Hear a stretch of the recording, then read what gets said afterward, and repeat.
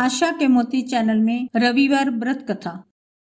रविवार सूर्य देवता की पूजा का वार है। जीवन में सुख समृद्धि धन संपत्ति और शत्रुओं से सुरक्षा के लिए रविवार का व्रत सर्वश्रेष्ठ है। रविवार का व्रत करने व कथा सुनने से मनुष्य की सभी मनोकामनाएं पूर्ण होती हैं। मान सम्मान धन यश तथा उत्तम स्वास्थ्य मिलता है। व्रत की पूजन विधि। सूर्य का व्रत 1 वर्ष या 30 रविवार तक अथवा 12 रविवारों तक करना चाहिए। रविवार को सूर्य से पूर्व बिस्तर से उठकर शौच आदि से निवृत्त होकर स्वच्छ लाल रंग के वस्त्र पहने। तत्पश्चात घर के ही किसी पवित्र स्थान पर भगवान सूर्य की स्वर्ण निर्मित मूर्ति या चित्र स्थापित करें। इसके बाद विधि विधान से गंध पुष्प आदि से भगवान सूर्य का पूजन करें। पूजन के बाद व्रत कथा सुने। व्रत कथा सुनने के बाद आरती करें। तत्पश्चात सूर्य भगवान का स्मरण करते हुए ओम ह्राम ह्रीम ह्रोम स सूर्याय नमः इस मंत्र का 12 या 5 अथवा 3 माला जाप करें। जप के बाद शुद्ध जल रक्त चंदन अक्षत लाल पुष्प और दूबा से सूर्य को अर्घ दें। सात्विक भोजन व फलाहार करें। भोजन में गेहूं की रोटी दलिया दूध दही घी और चीनी खाएं। रविवार के दिन नमक नहीं खाएं। कथा। प्राचीन काल में एक बुढ़िया रहती थी।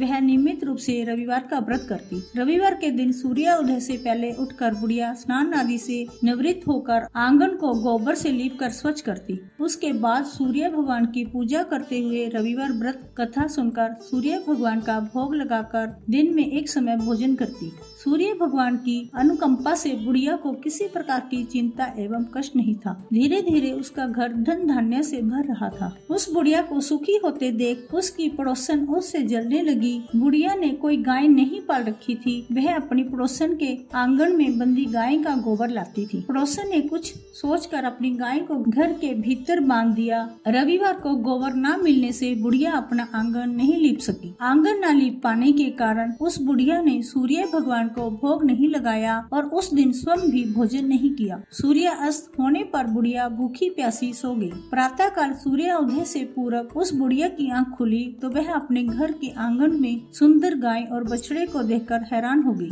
गाय को आंगन में बांधकर उसने जल्दी से उसे चारा लाकर खिलाया। पड़ोसन ने उस बुढ़िया के आंगन में बंधी सुंदर गाय और बछड़े को देखा तो वह उससे और भी अधिक जलने लगी। तभी गाय ने सोने का गोबर किया। गोबर को देखते ही पड़ोसन की आंखें फट गई। पड़ोसन ने उस बुढ़िया को आसपास ना पाकर तुरंत उस गोबर को उठाया और अपने घर ले आई। अपनी गाय का गोबर वहां रखाई। सोने के गोबर से पड़ोसन कुछ ही दिनों में धनवान हो गई। गाय प्रतिदिन सूर्य उदय से पूर्व सोने का गोबर किया करती थी और बुढ़िया के उठने से पहले पड़ोसन उस गोबर को उठा कर ले जाती थी। बहुत दिन तक बुढ़िया को सोने के गोबर के बारे में कुछ पता नहीं चला।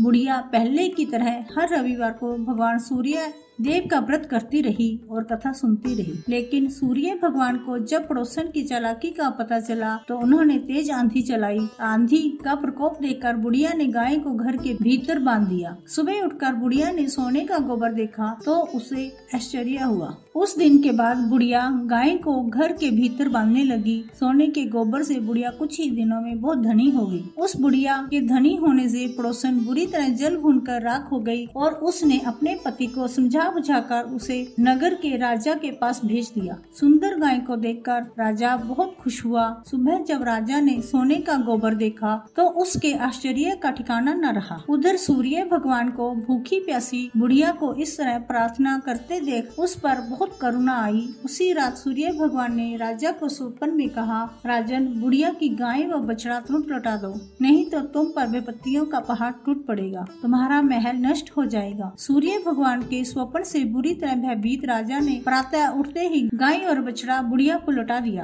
राजा ने बहुत सा धन देकर बुढ़िया से अपनी गलती के लिए क्षमा मांगी।